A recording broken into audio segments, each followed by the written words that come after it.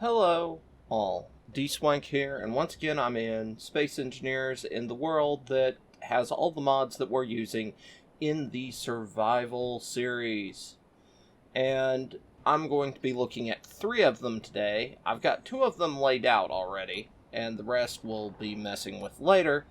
But this is Federal Industries. These 2 big storage blocks, and these 2 conveyor things. This is a 4-way large to small conveyor splitter. This is a 5-way with, well, 6-way technically, small to large splitter. They're very handy before they were added to vanilla. Now they just add a different style of splitting, which I kind of like. Also, I think this one on the exterior of small ships looks a lot better. And you can do things like the RCS cluster with that, which is fun. Now, I'm going to actually grab my welder for this part so I can actually know which one's which. Okay. This is just a giant-ass storage container. That's all it's meant for.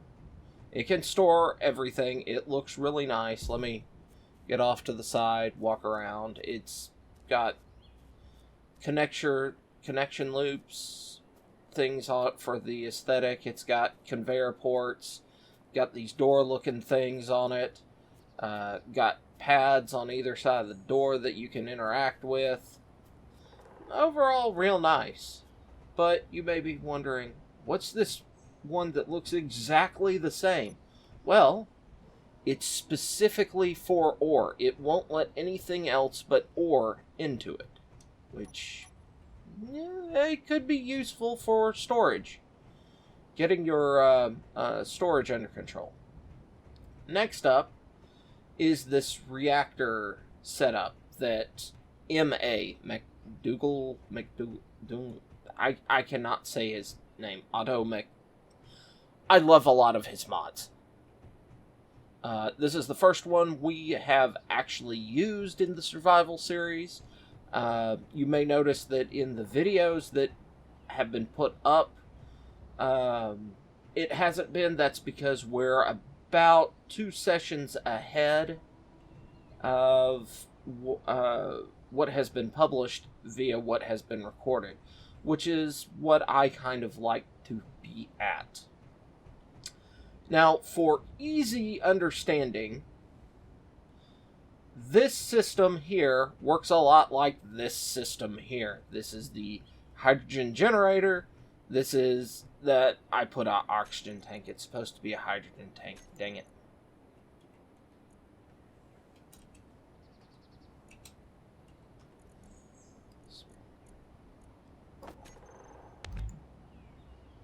There. Now, it works like this system.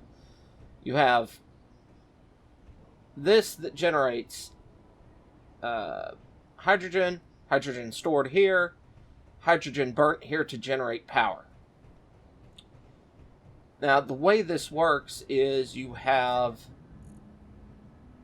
in production, and I believe it's in consumables. Fuel critical. Yes, you have plasma fuel, different tiers of plasma fuel. And they generate different numbers of fuel. This one generates 1 use. I believe this one of these 2 generates 100 of use. So this one's, I guess that it goes either 1, 25, 50, 100, or 1, 25, 50, and I don't know, maybe a huge amount. But that first would be my guess. I'm kind of wanting to keep that a surprise as we figure it out in the Survival series. But if you have 2 of these and you're dumping stone in, 2 assemblers, you're dumping stone in, and you have speed modules, I believe, on all of it. they can generate enough fuel that this big thing I'm walking in is the equivalent to the generator, the gasifier. It turns the fuel into gas, which goes into this system, and you get this lovely purple glow. And this is the storage tank. And then this is what generates the power. This generates about 250 megawatts of power on its own. And like I said, 2 of these running at full speed, making the stone plasma fuel, can power 1 of those. It gets insane the amount of stone you need to just power this, because it's fuel hungry. They are very fuel hungry. But they generate a lot of power, so that's very much an end game when you're buried in resources. But you could, in theory, just sit back and, while you're gathering a lot of stone, build up a huge storage capacity of plasma fuel. In the survival world, I'm going to have 2 of these containers, the store anything container, and I'm going to set them up that the only thing that they can hold, hopefully, is... No, I've already screwed that up. Never mind. I was going to say that the only thing they could hold would be the plasma fuel, but no, I've messed that up already. So they'll be able to hold whatever. Now, for the conveyor modules, for this specifically, you've got the cross, you've got a curve, you've got a T-intersection, and I didn't realize I already showed off the cross, and you've got the curves, and you've got a straight part. So it's a very complex when you analyze it, but fun mod. And there is some talk on the mod page about having a plasma thruster, which my understanding would be that you'd generate the plasma, you'd store it, and it'd be piped up to a thruster, and that would be what would be burnt. The mod does require the oxygen system for the game to be turned on. So I'm going to guess that in the code, this functions like oxygen. And it prevents this right here is some sort of stopgap to prevent gas from flowing, oxygen from flowing in and stuff. I'm not sure. I haven't looked at the back end at all, and this is just a wag and swag. Which, for those that don't know, that's wild ass guess and silly wild ass gas. The next mod that I'm spotlighting, and the last one for today, is a fairly large one, and we've actually used it, and you can see elements of it in the playthrough already. Fuzz used it when he was putting stuff down on the for the catwalks. And this is heavy industries. There's a lot of blocks here, but I believe he used the scaffolding.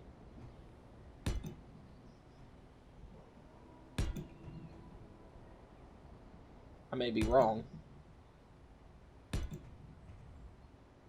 No, he didn't. No, he didn't. Okay, I attributed a mod to a different mod set than I should have. I apologize. So, we've got scaffolding. We can walk around.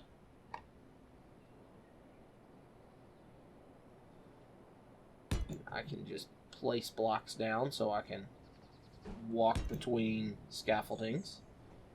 This will be useful. Okay. Now we have thrusters and gas stuff. This is large industrial thruster. I like it. I believe Krieg and Spacebar were involved in making this mod. Because it's influenced by the industrial DLC, but that's kind of it. Let's see. You have different hydrogen bulbs, and I believe you have the same selection for oxygen.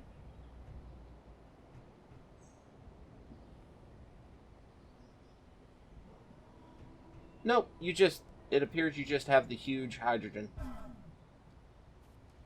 Alright, so we have that. I didn't need to do that.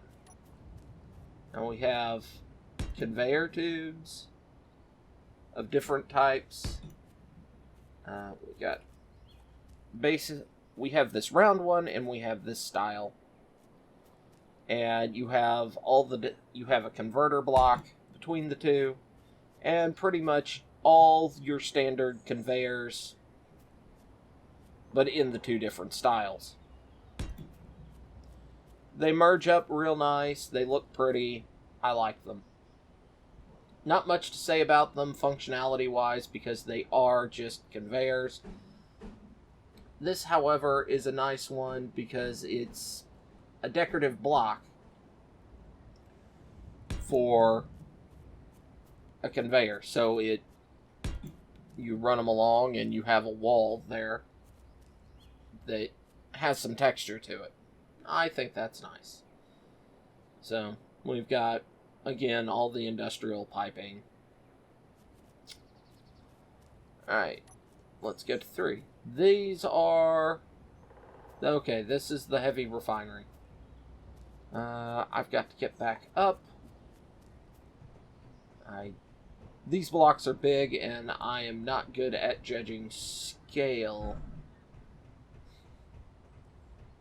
Alright, so... Okay. So, we have 4 conveyor ports, 5 conveyor ports, so 10 conveyor ports on it. It's got lighting, the lighting effects. It's got connection points for upgrades, and you can walk down the tunnel in the middle. And oh crap, I've got somebody coming to say hi. Yep. Hush phone.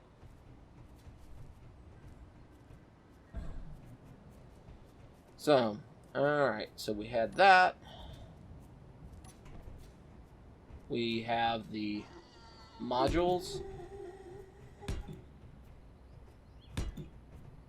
There, they do different things. Heavy yield, heavy things. And I'm gonna have to grab a grinder and be right back.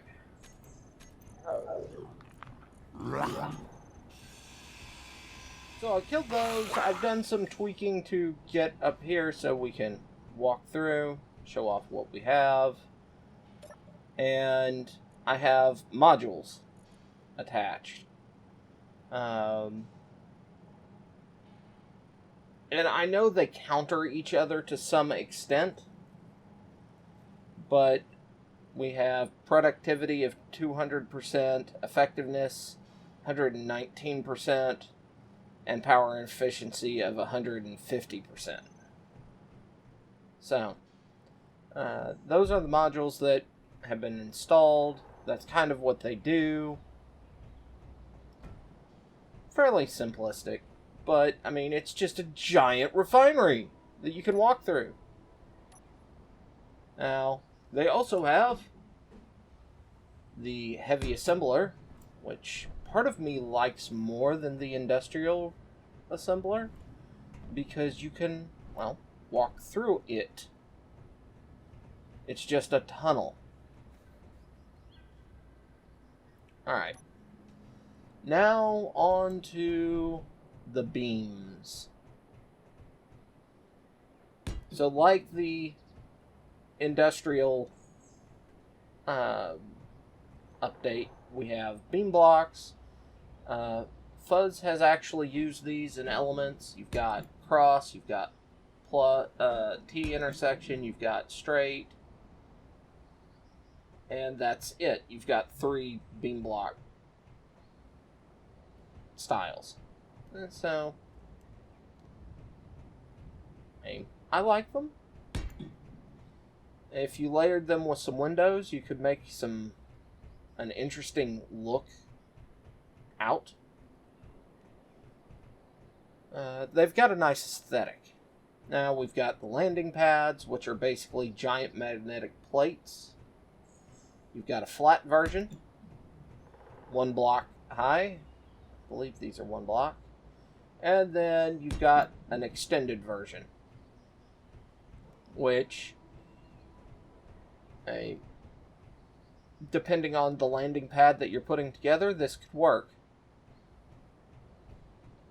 Or you could have these be feet on a massive vessel landing. Both of them work. This one could also be the, like a crane. The magnetic head on a crane. Which would be kind of cool. We're probably going to use these at something later on. But much later on. Alright, I don't need to do that. Now we have 7, which is buttons. Button panels. Nothing super fancy. We've got 2 button panel. Let me get up close. We've got 4 buttons, 5, 6 buttons. Over here we have 2 buttons. So, like and subscribe. Dislike. Your choice. Fuel critical. Yes, I know, fuel's critical. That is my look at these 3 mods. Like I said, I don't know 100% of what all the accurate information to tell you on things like the conversion rate of the fuel cells for the plasma reactor, or how the heavy refinery and heavy assembler compare to the normal refinery and assembler, just vanilla straight. The idea for that is that we will discover that in the survival playthrough. I don't want to spoil myself on that. So, I hope you've enjoyed this, and I will see you next week. Actually, no. I'm planning on doing a live stream on Sunday. But yes, I'm planning on doing a live stream on Sunday. I think Fuzz will be there. I've invited Thundra and I've invited Dan. We're doing a tale of many cities in City Skyline. So, I hope you've enjoyed this, and I'll see you then. Until then, bye-bye.